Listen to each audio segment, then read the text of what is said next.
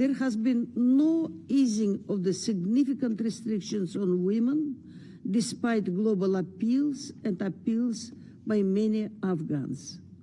This includes laudable efforts by the Organization of Islamic Cooperation, which recently sent a delegation to Kabul to promote the Jeddah Declaration on Women's Rights in Islam, and the January summit in Islamabad on girls' education in Muslim communities, hosted by the World Muslim League and the government of Pakistan.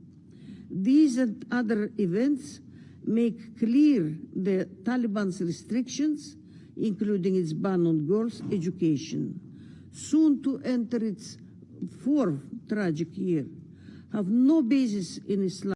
Yunama and the UN family have constant contacts across the country with Afghans from all walks of life. More and more Afghans are approaching Yunama to express their concerns, and they deserve to be elevated to this council. Afghans increasingly resent the intrusions on their private lives by the de facto authorities.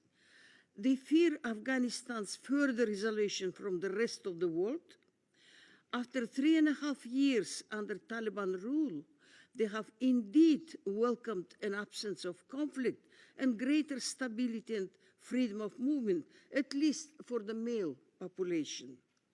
But this is not a peace in which they can live in dignity, with their human rights respected and with confidence in a stable. The United States is skeptical of the Taliban's willingness to engage in good faith in the Doha process. We cannot build confidence with a group that unjustly detains Americans, has a long history of harboring terrorist groups on its soil, and ignores the basic rights and needs of its own people. We look forward to working with members of this Council to maintain consensus on our collective demand that the Taliban act. Given its long association with Al-Qaeda, the TTP could pose not only a regional, but a global terrorist threat.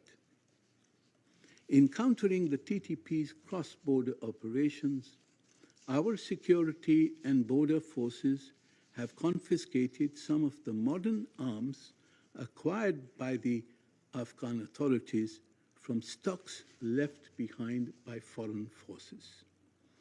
The Kabul authorities have the responsibility to retrieve these weapons from the terrorist group.